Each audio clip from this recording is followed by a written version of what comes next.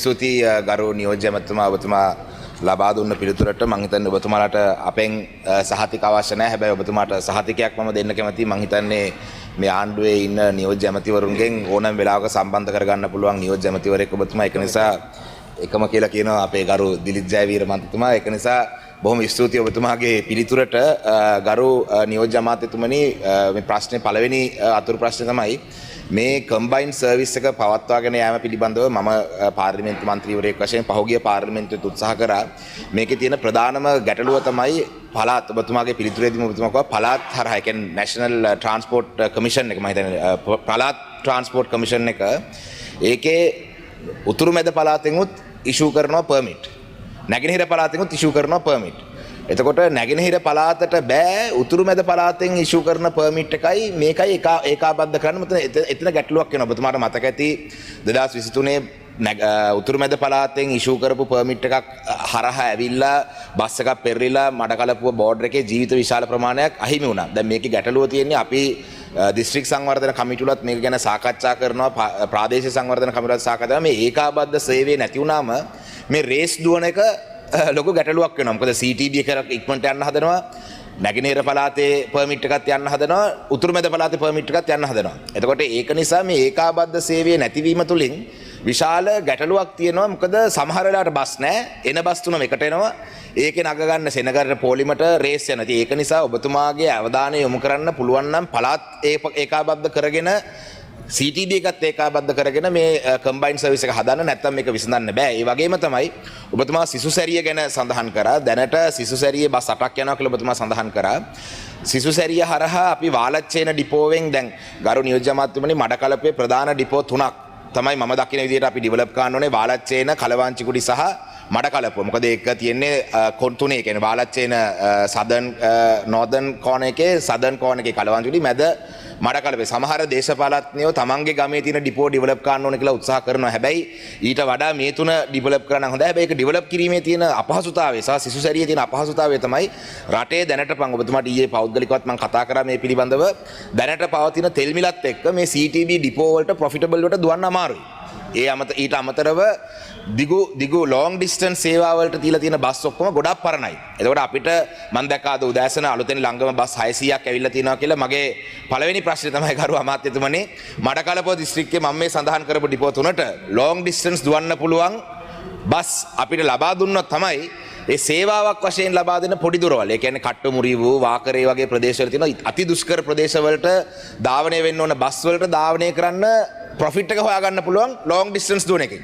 ඉතින් මේ අලුතෙන් ලබා දීලා තියෙන බස් 600න් ඔබතුමාට හැකියාවක් තියෙයිද වාලච්චේන කලවාංචිකුඩි නැත්නම් මඩකලපුව ඩිපෝවට බස් ටිකක් ලබා දෙන්න. ඒ වගේම තමයි ගරු අමාත්‍යතුමා මඩකලපුවට ආපු වෙලේ අපේ රියදුරු සහ කොන්දොස්තරවරුන්ගේ පුරප්පාඩු පුරවන්න අපිට උදව් කරනවා කියලා කිව්වා. මේ වෙනකොට කලවාංචිකුඩි ඩිපෝවට අපිට ලබා දීලා තියෙනවා ඔබතුමාලා රියදුරු සහ කොන්දොස්තර මහත්වරුන්.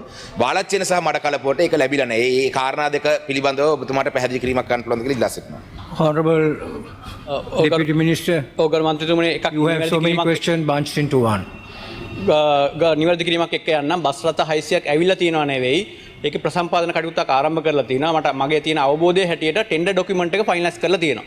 ඒක ලංගමන ගන්න බස් රථ 600ක්. ඒතර ඒ 600 දිවෙන පුරා ව්‍යාප්ත වෙන විදිහට තමයි බෙදා හැරීමක් බලාපොරොත්තු වෙන්නේ. එතකොට ඔබතුමාලාගේ ඒරියා එකටත් අනිවාර්යෙන් ලැබීමේ හැකියාවක් තියෙනවා. එක. දෙවෙනි කාරණය තමයි ඔබතුමා රේස් කරපු ඩිපෝට මේ රියදුරු කොන්දොස්තරන්ගේ අඩුව තියෙනවා. ඒ නිසා තියෙන බස් රථ ප්‍රමාණය දුව ගැනීමේ හැකියාවකුත් නැහැ කියන එක. මේකෙදී අපි බඳවා ගැනීමක් ආරම්භ කළා රියදුරු 450ක් සහ කොන්දොස්තර 300ක් මුලදී. නමුත් ඒකේ අපිට බඳවා ගැනීමේ හැකියාව ලැබුණේ රියදුරු 300 ගණන් 450ක් ඇප්‍රූව් වුණාට හේතුව අපි ලංකාවේම ආයුධ පත්‍ර කෝල් කරලා එක තැනකින් ඉන්ටර්විව් කරලා බලනකොට එන්නේ නැහැ. එන ප්‍රමාණය අඩුවක් තියෙනවා. ඉතින් තව ඉතුරු පුරප්පාඩු ටික දැන් අපි ඉල්ලලා තියෙනවා අනුමැතිය ලබා දෙන්න කියලා DMS එකෙන්. DMS එකෙන් අනුමැතිය හම්බුනාට පස්සේ අපි දෙන මාස දෙක තුනක් ඇතුළත බඳවා ගන්න පුළුවන් කියලා. ඒකට බඳවාගෙන ක්‍රියාපටිපටි අපි බලාපොරොත්තු වෙන්නේ රීජන් එක වශයෙන් ඉන්ටර්විව් කරන්න. එතකොට ඔබතුමාගේ රීජන් එකේ ඉන්ටර්විව් එකට එන්නේ ඔබතුමාගේ රීජන් එකේ කට්ටිය. ඒතර ඒගොල්ලන්ට ලැබෙන පඩිය ඒ රීජන් එකෙන් වැඩ කරන නිසා ඉතුරු වෙනවා. නැත්තම් කොළඹ, ගම්පහ, කළුතර වගේ ප්‍රදේශවල අපි දැඩි අර්බුදයකට මුහුණ දෙනවා. මොකද මෙතනින් එන්නේ නැහැ, පිටින් ආවට ඉන්නේ නැහැ, දාලා යනවා රස්සාව. ඒක රීජන් එකේ ඉන්නකොට අපි ඊට පස්සේ ඇඩ්වයිස් කරනවා එයාගේ පුළුවන් නම් එයාගේ අර නයිට් ස්ටේ එක නැත්නම් කියන්නේ එයාගේ ලේසිම ගමන රූට් එක මේ ගමන් වාරය එයාට ලබා දෙන්න කියලා. ඒතර එයාට ඒ තමන්ගේ දෛනික ජීවනෝපාය සඳහා ලැබෙන ආදායමෙන් වියදම් කරන්න වෙන ප්‍රමාණය අඩුයි. එතකොට එයා රස්සාවේ රැඳිලා ඉන්න තියෙන chance එක වැඩි. ඒ නිසා මේ ක්‍රමවේදය හරහා ඉදිරියේදී පුරප්පාඩු බඳවා ගැනීමක් සිදු කරනවා. එතකොට මට හිතෙනවා බොහෝ විට ඔය ප්‍රමාණය සෑහෙන දුරට යම් තාක් දුරට කළමනාකරණය කරගන්න මේ හැකියාව තියෙයි කියලා. Honorable Chanakyan Rajaputran Rasamanikam to ask the Minister of Transport, Highways and Urban Development. I would like to raise the question, Honorable Deputy Speaker. එක ඔව් මඩකලපුව දිස්ත්‍රික්කයේ ඒකාබද්ධ කාලසටහන සාකච්ඡා තුනක් පවත්වා ඇත. පුද්ගලික බස් රථ වලට ලබා දී ඇති ඇතැම් නීත්‍යානුකූල බලපත්‍ර හේතුවෙන් ගැටලු මතුවී ඇති බවත් එබැවින් එම සාකච්ඡා අසාර්ථක වී ඇත. දෙක අන්තර් පළාත් මාර්ග සඳහා ඒකාබද්ධ කාලසටහන සකස් කර ක්‍රියාත්මක කිරීම මේ වන විටත් ආරම්භ කර ඇති අතර ඒ අනුව කොළඹ සිට පුත්තලම් පිවිසුම් මාර්ගය ඔස්සේ ධාවනය වන සියලුම බස් සේවා සඳහා ඒකාබද්ධ කාලසටහන 2025 8 වෙනි මාස 25 වන දින සිට ක්‍රියාත්මක කරන ලදී. මෙම පිවිසුම් මාර්ගයේ ඒකාබද්ධ කාලසටහන ක්‍රියාත්මක කිරීම තුළින් ලබන අත්දැකීම් මත හා එහි සාර්ථකත්වය මත අනෙකුත් මාර්ග සඳහාද අධියර වශයෙන් ඒකාබද්ධ කාලසටහන සකස් කර ක්‍රියාත්මක කිරීමට සැලසුම් කර ඇත. ඒකාබද්ධ කාලසටහන ක්‍රියාත්මක කිරීමට මෙන්ම ඒකාබද්ධ කාලසටහන වලින් අපේක්ෂා කරනු ලබන මගියාට ආරක්ෂිත විශ්වාසනීය බස් රථ සේවාවක් සැපයීම සහ බස් රථ ධාවකයාගේ ආදායම සුරක්ෂිත කිරීම යන මූලික අරමුණු ඉටු කර ගැනීමට නම් ශ්‍රී ලංකා ගමනාගමන මණ්ඩලයේ බස් රථ ඇණිය ශක්තිමත් කර ගැනීම සහ ඒකාබද්ධ කාලසටහන අනුව බස් රථ ධාවනයේ පසු විපරම් කිරීම සඳහා නවීන තාක්ෂණ උපයෝගී කරගත් ක්‍රමවේද අවශ්‍ය වන බව මේ වන විටත් හඳුනාගෙන ඇත. එහෙයින් ලංගම පෞද්ගලික බස් රථවල GPS සවි කිරීම සහ GPS මගින් ලැබෙන දත්ත නිරීක්ෂණය කිරීම සඳහා එම දත්ත මත පදනම්ව තීන්දුව తీරන ගත හැකි ආකාරයට දත්ත රැස් කිරීම සඳහා තාක්ෂණික වශයෙන් සිදු කළ යුතු සංවර්ධන කටයුතු මේ වන විටත් ජාතික ගමනාගමන කොමිෂන් සභාව සහ ශ්‍රී ලංකා ගමනාගමන මණ්ඩලය විසින් ආරම්භ කර ඇත.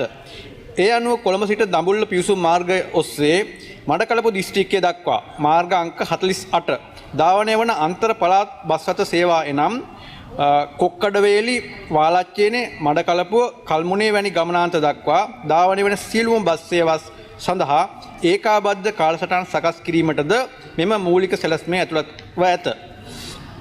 මීට සමගාමීව සියලුම පළාත් තුළ බස් රථ සේවාවන් සඳහාද ඒකාබද්ධ කාලසටහන සකස් කිරීම ආරම්භ කරන ලෙසට මේ වන විටත් පළාත් මාර්ගස්ථ මගී ප්‍රවාහන අධිකාරිය වෙත උපදෙස් ලබා දී ඇති අතර ඒ අනුව මඩකලපුව දිස්ත්‍රික්කය තුල හා මඩකලපුව දිස්ත්‍රික්කයේ ආවරණය වන පරිදි ධාවනය වන පළාත් තුල බස් සේවාව සඳහා ඒකාබද්ධ කාලසටහන සකස් කර ක්‍රියාත්මක කිරීම නැගෙනහිර පළාත් මාර්ගස්ථ මගී ප්‍රවාහන අධිකාරිය විසින් සිදු කරනු ලැබේ. 1 වාර්තා වී නැත. එම දිස්ත්‍රික්කය තුල දුම්රිය හා බස් රථ ධාවනය පිළිබඳ දුම්රිය දෙපාර්තමේන්තුව හා ජාතික ගමනාගමන කොමිසම සභාවේ තොරතුරු පහත පරිදි වේ.